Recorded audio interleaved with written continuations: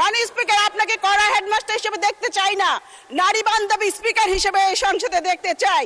মাননীয় স্পিকার, 2001 সালে এবং 2026 সালে নির্বাচনে বিএনপির ভূমিদশ বিজয়ের কারিগর আমার নেতা, আমাদের নেতা, গণমানুষের নেতা মাননীয় প্রধানমন্ত্রীর প্রতি আমি কৃতজ্ঞতা জানাচ্ছি।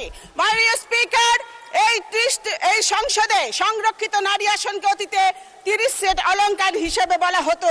এই কারণে স্বৈরাচার এরশাদ লজ্জায় শরমে সাংবাদিক শফিক রহমানকে গ্রেপ্তার করেছিলেন। আমি আপনাকে বলতে চাই, আমরা যে 50 জন এই সংসদে এসেছি, আপনি যদি আমাদের কথা বলার সুযোগ দেন তাহলে আমরা 50 সেট অলংকার নয়, 50 সেট নারী জাতির অহংকার হিসেবে নিজেদের পরিচিত করব। মাননীয় স্পিকার, আজ থেকে 30 বছর আগে আমি আপনার নির্বাচনী এলাকার জনসভায় মাননীয় সংসদ নেতা শপথ সঙ্গী হয়ে বক্তব্য রেখেছিলাম। আমি আপনার আকাশচুম্বী জনপ্রিয়তা দেখেছি। আপনি 7 বার এমপি হয়েছেন, আমিও আপনার মতো 7 বার এমপি হতে চাই।